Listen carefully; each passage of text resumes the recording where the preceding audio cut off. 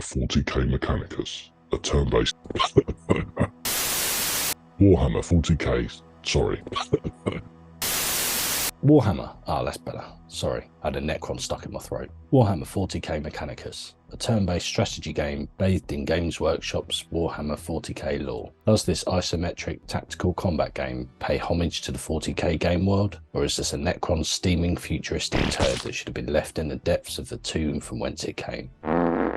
Stay tuned if you're interested in finding out if this game is worth your time and money. My name's Dav, and welcome to D&D Gaming. Joining me in the review as always is my brother Dale.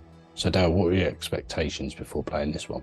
Well, I usually really enjoy turn-based isometric games like this, and so I was basically hoping it would be XCOM but in the 40k universe, which seems like the perfect blend to me.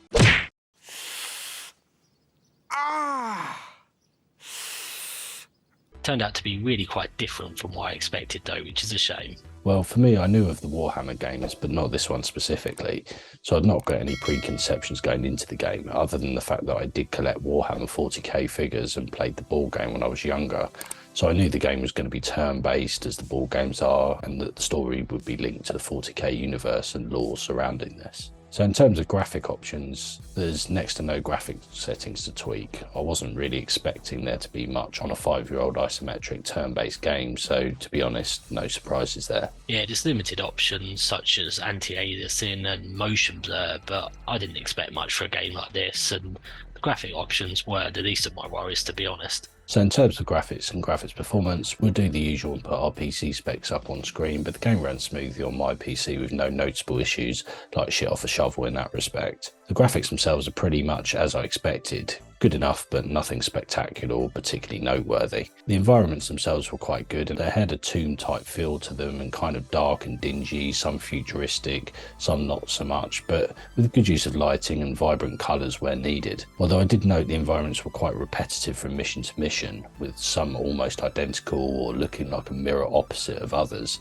In fact, just a heads up, the repetitive nature of this game is going to feature quite a lot in my review of this game. Yeah, the game ran well on my system with no noticeable frame drops or any issues at all really, so no complaints from me.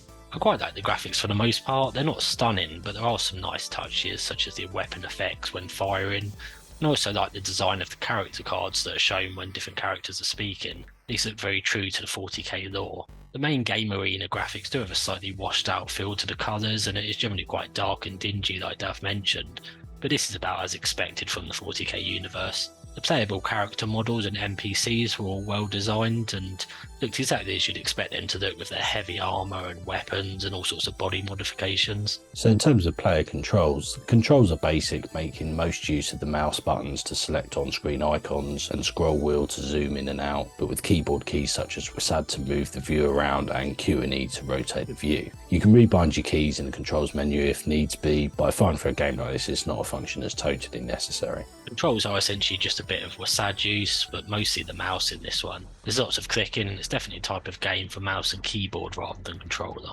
So in terms of game mode, there's just the one main story mode. The story of Warhammer 40k Mechanicus takes place on the Necron tomb world of Silva, Tenebris. After the slaughter of the planet's human colony, St. Eckhart's Hope, by Necron warriors, awoken by the opening and exploration of their tombs, Raysack of the Adeptus Mechanicus arrives on the planet in the 41st millennium with the intention to claim Archaeotech, lost advanced human technology. Raysack transmits his data back to Mars, but the long-delayed message takes centuries to arrive, by which time Raysack and his forces are crushed by the awakening Necron army. The delayed message reaching Mars is finally brought to the attention of Faustinius. Faustinius, along with the command council of Magos Dominus, set out for Silva Tenebris to investigate the planet aboard the Adeptus Mechanicus, an Arch Mechanicus starship. As the Arch Mechanicus reaches Silva Tenebris, you are put in control of the Adeptus Mechanicus forces, made up of tech priests and various support troops. From the Arch Mechanicus, you choose your mission deployments on the planet that aim to explore and salvage the tombs for Archaeotech. But as you explore, the Necrons are awoken by your presence. The Necrons' ruthless robotic humanoid killer machines, ruled by Overlord Saragon and his dynasty, are slowly awakening, and you're required to defeat the awakening forces and uncover the lost tech. Every decision made in-game shapes future missions and alternative endings. So in terms of the game mechanics, once you've selected your mission, tech priest and troop support from the main screen, you're given an isometric map view of the tomb chambers you've entered for that particular mission. You move your tech priests and troops through the different chambers by simply selecting the next chamber with the left mouse button. The characters automatically move down the passageways into the next chamber. There are several different chamber types, some are shown with an exclamation mark, and typically an event occurs once your characters get into the chamber, and you're given 3 options linked to the event, each of which has its own positive or negative effect. These chambers can usually be summed up by something like either choose to tread carefully, run fast and hope for the best, or chuck some dynamite in the chamber and blow shit up. Another chamber type is the glyph chambers, where you get a choice of glyphs to select, each of which also has its own effects in a positive or negative way. The third type of chamber are the battle chambers, which lead directly into real-time battle events. In battle events, you first select where you place your players, although this is usually within a fairly small area of the overall chamber. Once placed, you press start battle and take turns with the Necron enemy moving your characters. Once in attack range, you can select the player's weapon, select target and let rip. The amount of damage the attack does to an enemy depends on the enemy's health and armor. There are 2 damage types, physical and energy, and the type of damage your weapon does will vary from weapon to weapon and weapon type to weapon type, along with your enemy's physical or energy armor and resistance to the weapon. Sometimes armor can absorb damage too. Once the enemy's health is down to 0, they will go into an unanimated state, whereby you have to deal a final blow to take them out of play completely. If you choose not to deal the final blow, the enemy will reanimate after a few turns, so it's a risky one to leave them.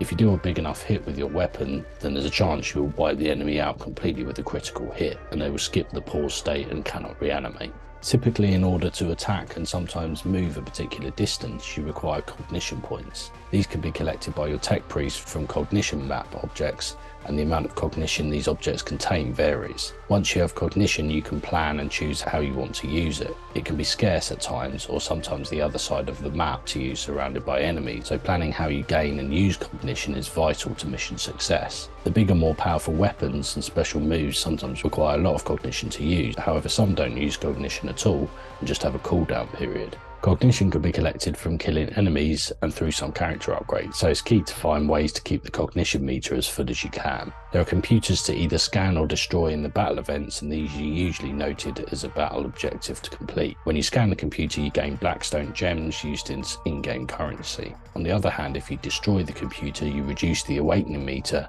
so they are worth aiming to get to and then choose which you want to do. There are lots of sudden events that can occur. Sometimes new enemies will come out of sarcophagi, new levels will rise up adding more enemies onto the map, and traps can sometimes catch you out if you don't notice them. With all this going on, it can be difficult to plan at times. Just as you think you've cleared all the enemies and you have fuck all health left in only one tech priest, a ton of new enemies can spawn and remind you how brutal this game can be at times, especially at the beginning.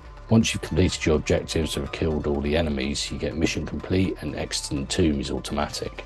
You end up back on the main screen, which is your ship, where for completing the missions you get a number of preset rewards, blackstone gems for the number of enemies killed, new equipment or upgrade for your tech priests. In terms of tech upgrades, weapons and support, there are a large range of weapons and equipment to unlock, although it's unlikely you'll see the full range in any single playthrough. You can spend blackstone gems collected from missions to upgrade your tech priests. The tech priests can be upgraded across 7 different disciplines. You can choose to concentrate your upgrades on one particular discipline or mix and match for a variety of skills.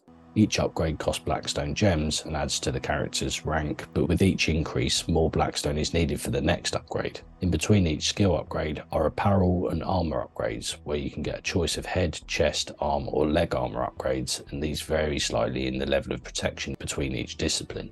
Some also increase the character's health points. Each rank upgrade also increases the character's augment capacity slots, which links to the weapons and support equipment. Each weapon and piece of equipment uses a set capacity dependent on its power, so as long as you have enough capacity unlocked, you can swap things around, test out new weapons, etc., and get the tech priests upgraded and balanced the way you want them. Blackstone gems are also used to pay for the support troops that you can take on deployments. They can be called in at the beginning of a battle or start of a new round and can assist to take the pressure off your tech priests. As you complete missions, you sometimes get new troops added to your cohort that you can take into battles. A final item that can be upgraded are your catacombs. You have up to a maximum of 3 which you can take into deployments, and you can unlock different types as you work your way through the game. The catacombs can be selected on any turn of your characters in battle and can range from things such as regain a set number of health points, deal a set number of damage to your next attack, or add a set number of cognition points. Using canticles is also something that needs to be carefully planned, and if used at the wrong time can be the difference between winning or losing the battle and a mission. So in terms of UI, the UI is pretty typical of a turn-based tactical combat game, but does change slightly based on if you are moving between tomb chambers on the map screen or in a battle. To the top left corner, visible in both the tomb chamber map and the battle events, is the awakening meter, and it doesn't stop increasing with each chamber you enter or round you complete in battle. It indicates how many extra Necrons are going to be in each battle, and also as it gets higher it means that Necrons reanimate faster or even instantly in battle. Top right of the UI is the number of Blackstone gems you have, which is the in-game currency used to purchase upgrades, and a settings menu button as well. Below this is your mission objectives, and if in battle you may see battle objectives too, such as kill all enemies. Bottom right is your canticles indicator, and this moves to be shown in the lower centre left when in battle events. The next few UI icon range change in the different game environments. If you're on the tomb map view, centrally at the bottom of the screen are your characters in play, their health and armour, and a cognition indicator. If in battle, this changes and relates to a particular character in play, with selective icons including weapons, specials, health and armour of the player selected, and numerous other icons. These will differ based on the character's skill set and upgrades, etc., and many of the icons will have cooldown periods, so may not be selectable. Also in battle scenario, centrally at the top of the screen is the order of play indicator. This indicates who is up next when the next round begins, and the health and armour attributed to each individual character, although the health and armour for your enemies will only be shown if you've unlocked the ability to scan them with the servo skull and find out. The indicator can be used to plan your strategy and decide how you want to proceed in battle. It is quite a busy UI as you'd expect from a turn-based game such as this, and there is quite a lot to get used to at first. I thought it was generally well laid out and intuitive though. It was also relatively unobtrusive, and so isn't too distracting when you just want to concentrate on the fight. So in terms of the sound and music, I found the music to be quite generic, to be honest, and thought they could have had a better and more varied soundtrack.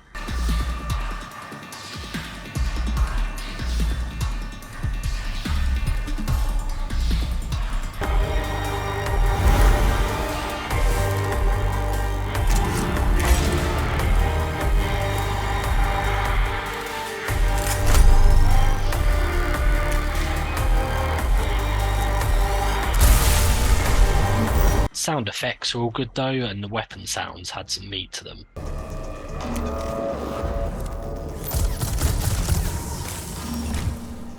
Early on I was quite impressed by the character voices, and they have that deep and menacing sound to them, but this actually gets kind of annoying after a while, especially with the sheer amount of talking they do, quote unquote. They actually speak a language we can't comprehend, so essentially just talking gibberish.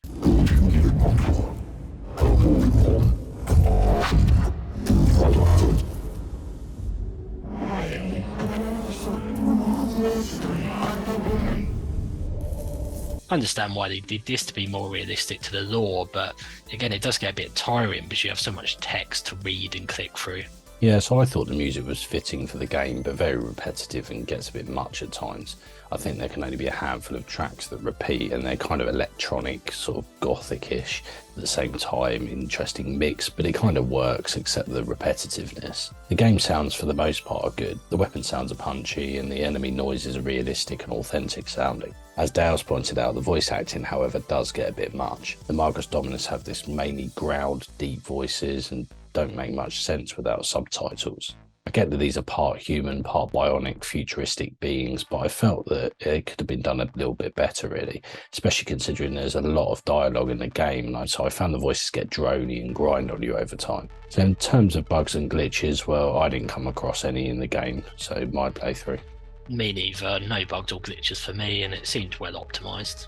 So to sum up, things I liked about the game. The story and plot is written by Ben Counter, well known within the 40k franchise for writing various graphic novels in the Games Workshop Black Library. So this means the game gets the Games Workshop stamp of authenticity, unlike many other unlicensed Warhammer games that exist. I really like the range of weapon, tech and support upgrades in the game. Although you won't come across all of these in a single playthrough, this does allow you to create a wide range of play styles, and also makes the game more replayable, of which such elements could change the game experience quite substantially a second time round. The huge range of game mechanics you can adjust in the settings menu is quite cool. There was a nice range of enemy types and bosses with various weapons and attacks, some of which, such as the Necron death marks, are complete bastards. Game battle sounds are good. The weapon sounds, enemy noises, and general game sounds are really good and help immerse you in the game experience. The game has multiple endings depending on decisions you make, and this adds to the replayability.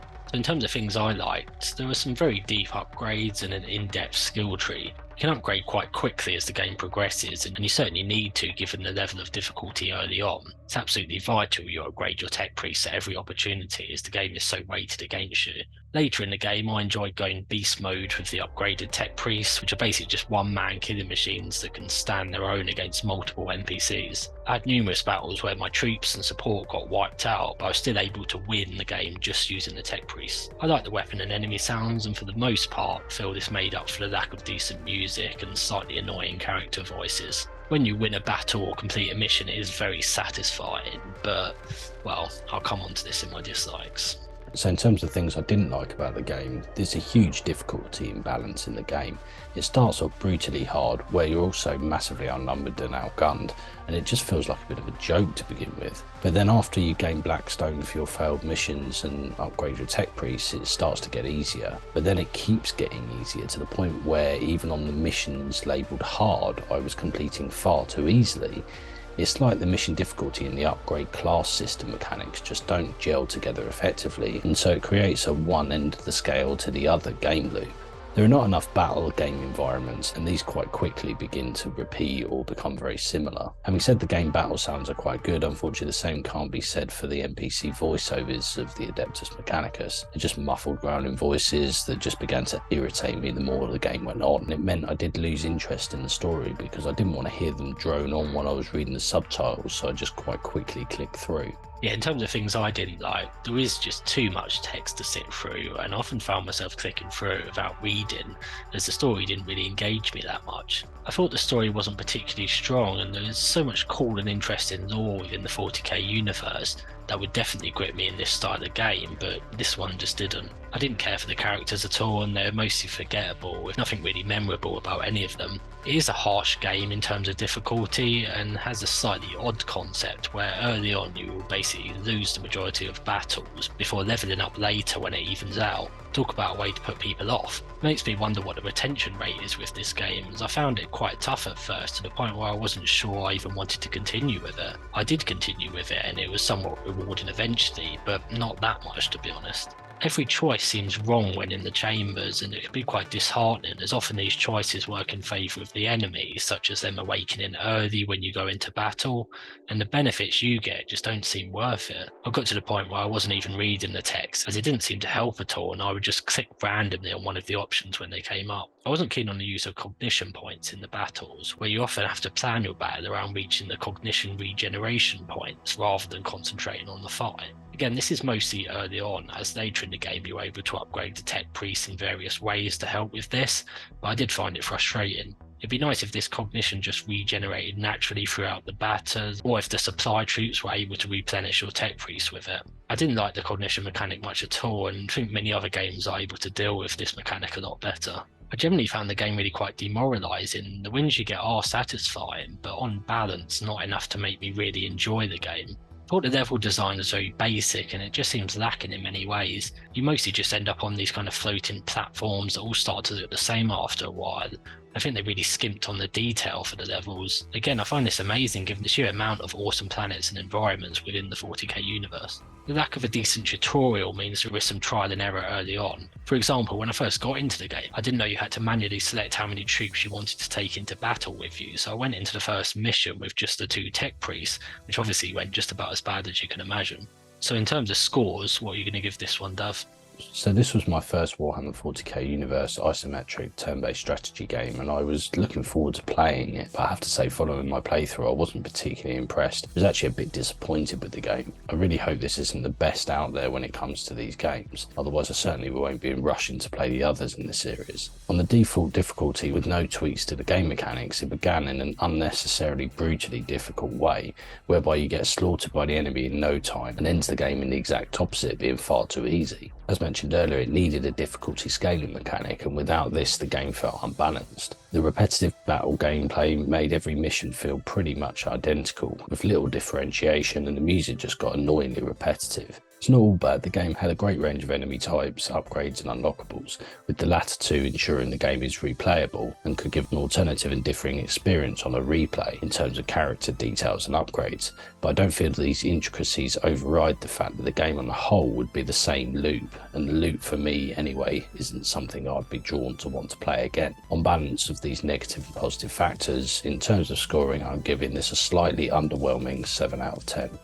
This is a tough one for me, as I was so looking forward to it being an XCOM type game set in the 40k universe. It was far from it. XCOM is one of my favourite games, but this is not even close to being up there for me. It's far too demoralising, and the rewards just didn't bring it around for me. It's really frustrating to lose so many battles early on, and it just soured the experience for me. It started to feel like a real grind as well, due to the endless clicking through text and the slow pacing of the story. Going on a slight tangent, I find it odd that for so many years Games Workshop either withheld or were really tight with their licensing for computer games. Many people were absolutely chomping at the bit for devs to get stuck into the universe, as they were so selective. The odd games such as the Dawn of War series and Space Marine was amazing. But when they finally decided to start licensing more, they would give the name out to any old shit developer. There's an absolute multitude of terrible 40k related games, and Games Workshop really just don't seem to care as long as they get a bit of money from the licensing. This game isn't that bad, but it's a shame they couldn't be a bit more selective with the games that are allowed to use the name, as it's kind of ruined the brand a bit for me, certainly in terms of video games. Rant finished, but for me this game is a 6 out of 10. Well guys, thanks for watching. Please like, subscribe and comment. Hit that bell icon to be notified when we upload a new video, and we'll see you in the next one.